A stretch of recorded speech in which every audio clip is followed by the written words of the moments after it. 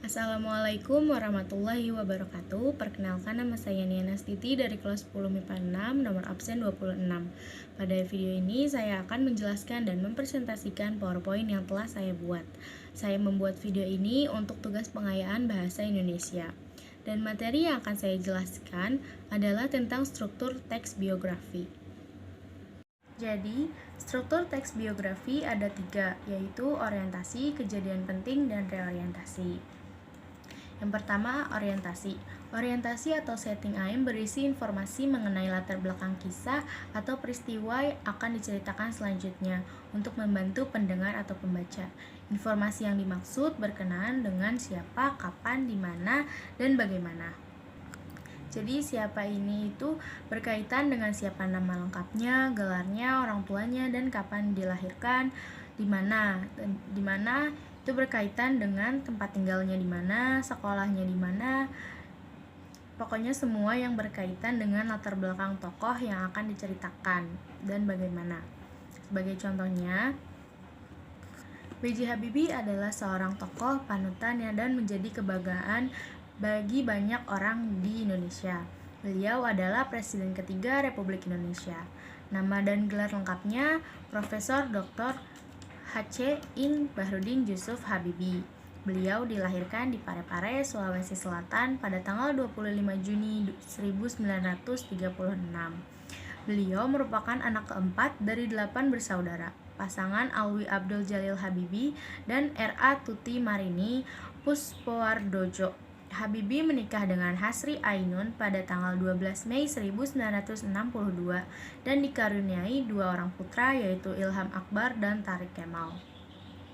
Habibie menjadi yatim sejak bapaknya yang meninggal dunia pada 3 September 1950 karena terkena serangan jantung. Setelah ayahnya meninggal, ibunya menjual rumah dan kendaraan-kendaraan, kemudian pindah ke Bandung bersama anak-anaknya. Ibunya membanting tulang membiayai kehidupan anak-anaknya. Jadi pada teks ini terlihat jelas nama lengkap tokoh yang dijelaskan, kemudian nama orang tuanya dan keadaan orang tuanya. Kemudian yang kedua ada kejadian penting. Berisi rangkaian peristiwa yang disusun secara kronologis menurut urutan waktu yang meliputi kejadian-kejadian utama yang dialami tokoh. Dalam bagian ini mungkin pula disertakan komentar-komentar pencerita pada beberapa bagiannya. Sebagai contoh, di Indonesia, Habibie menjadi Menteri Negara Ristek Kepala BPPT selama 20 tahun.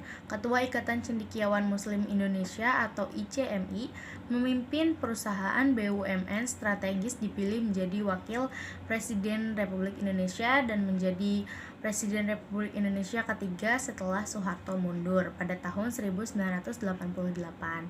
Pada masa jabatan Habibie terjadi referendum di Timor Timur sampai akhirnya Timor Timur memisahkan diri dari Indonesia. Dalam masa jabatan yang singkat, B.J. Habibie telah meletakkan dasar bagi kehidupan demokrasi dan persatuan wilayah di Indonesia dengan disahkannya Undang-Undang tentang Otonomi Daerah dan Undang-Undang tentang Partai Politik, Undang-Undang tentang Pemilu, dan Undang-Undang tentang Susunan Kedudukan DPR atau MPR. Jadi setelah penjabaran tentang latar belakang tokoh, tentang keluarganya, kapan, di mana, dan bagaimana, lalu yang akan dijabarkan adalah yaitu kejadian penting. Jadi dalam kejadian penting ini yaitu peristiwa yang dialami tokoh yang utama selama hidupnya, baik dari prestasi maupun kesuksesannya. Intinya pada kejadian penting ini tentang keunggulan-keunggulan dari tokoh tersebut. Tapi tidak hanya keunggulan saja, tapi bisa juga tokoh tersebut mengalami kegagalan dalam berusaha. Kejadian yang buruk, sedih, senang, semuanya masuk ke dalam kejadian penting. Kemudian yang terakhir ada reorientasi. Reorientasi berisi komentar evaluatif atau pernyataan simpulan mengenai rangkaian peristiwa yang telah diceritakan sebelumnya. Bagian ini sifatnya opsional yang mungkin boleh ada dan boleh tidak ada dalam teks biografi.